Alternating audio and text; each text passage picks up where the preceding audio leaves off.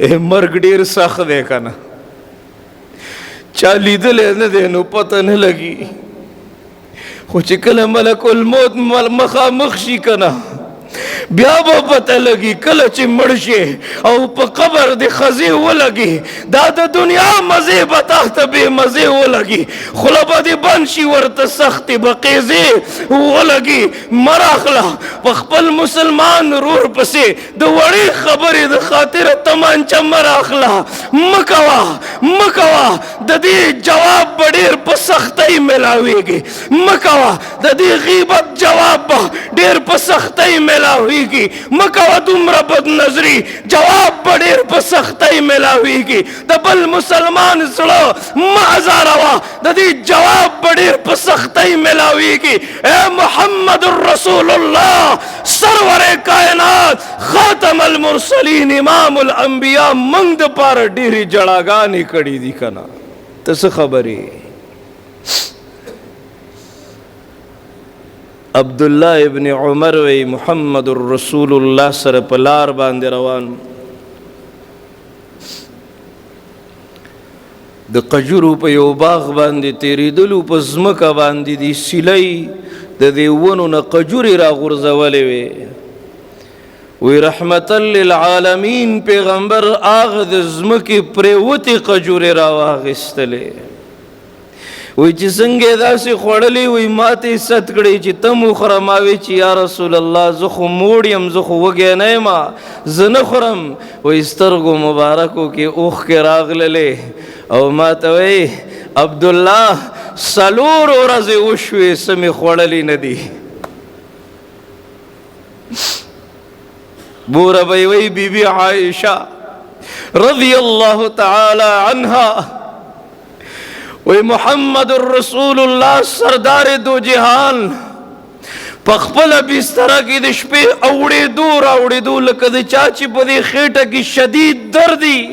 او ډېر تکلیف ورته او داسې اوړي راوړي وی ما کتل چې سردار دو جهان د کټ په دې بازو پسې دا خېټه داسې کلکه کړې وه وی ما پې اواز وکړو یا رسول الله تاسو ته تکلیف دی وی چې زما اواز یې واورېدو نیغ کېناستلو سترګو کې اوښکې وې ما ته وی عایشې د لوږې د لاسه خوب نه راسي لږ ټیم میلاو شي د خپل پیغمبر زندگی مطالعه کوي حقیقت کی خبر دینے بشیر آیا نذیر آیا شہنشاہی نے جس کے پیر چومے وہ فقیر آیا کله چې د فانی دنیا نه رخصت کېدو موره به یې فرمایي وایي موږ کره ډیوه کې تیل نه و چې ډیوه م پې بله کړی وی وایي ګاونډیانو نه م تیل قرض راواخیستل نو ډیوه م پې بله کړله هغه کله آرام غوښتلی دی هغه کله د سکون زندگی غوښتلی ده هغه کله د پراختیا رزق غوښتلی دی ای موږ دپاره یې جړلي دي چې الله دوی به نه رسوا کوي الله د دوی شکل به نه بدلی الله دوی نه به خنزیر نه جوړی الله دوی نه به شادو نه جوړی الله زه په دوی ډېر زیات خفه کېږم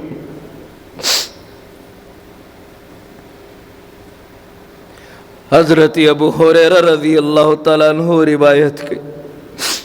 وی د معمول خلاف لګیا هو په ناسته باندې مونځ کوو وی ډېر په تکلیف به سجدې له لاړو ډېر په تکلیف به راوچت شه وی زه ورنږدې شوم ډېر په ادب مې پوښتنه وکړه یا رسول الله تاسو ته تکلیف دی وی سترګو مبارکو کې اوښکې راغلې ما ته وی ابو هریره 3 ورځې وشوې څه مې خوړلي نه دي د ډېرې لوږې د لاسه مې د خېټه کې درد کېږي د ولاړې طاقت نه لرم ځکه به ناسته باندې مونځ کومه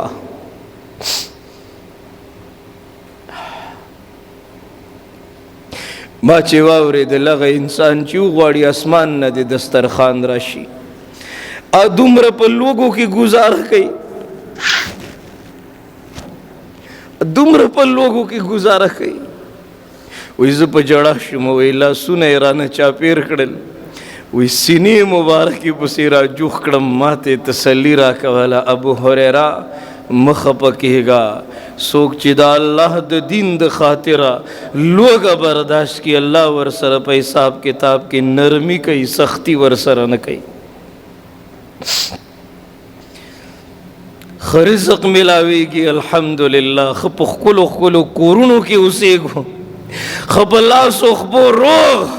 بیا هم بل ته تکلیف دی بیا هم ګاونډي مانه تنګ دی بیا هم سترګې بغاوت کوي بیا هم لاسونه بل ته تکلیف رسوي بیا هم خپې داسې داسې مجلسونو ته روانې دي چې الله خفه کېږي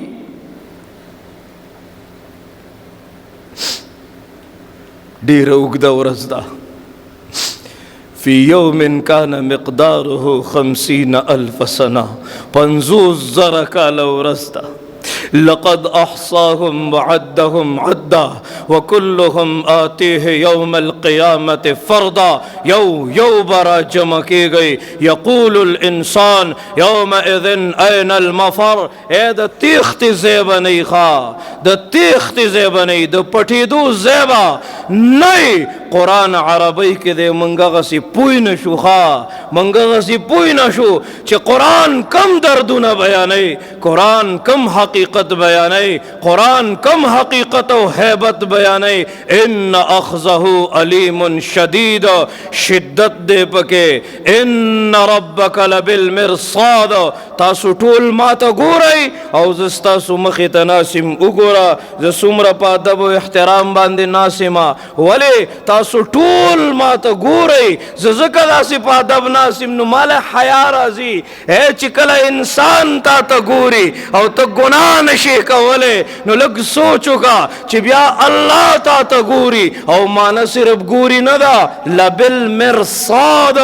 صرف ګوري معنا نه ده ګوري خدا سی ګوري کنه لکه ښکاري چې خپل ښکار ته شیشه اخیستی دی او یو سترګې پټه کړې ده او په دې یو سترګه ورته په توجه باندې ګوري الله وایي بنده زه تا ته داسې ګورمه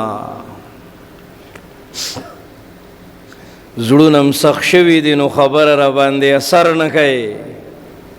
مولوي صاحب راغلی و ښکلی تقریر یې وکړه په دې غوږ یې وباسه په دې واوره او په دغې وباسه بس خبره ختم نه ختمیږي خبره سختې مرحلې مخې ته را روانې دي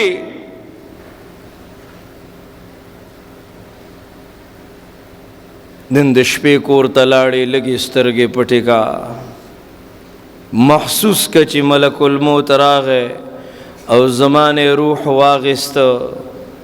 محسوس که چې زما اعلانونه وشو خلق را خبر شو زما د جنازې بندوبست شروع دی اے د جنازې نه بعد د جنازې نه بعد زما کټ خلقو واغست په منډه منډې روان کړی دی اے مقبرې ته ویوړه هلته یو کنده کنستې ده هغې کندې ته قبر وی اے د خاورو بالښ دی او په هغه کنده کې سملولم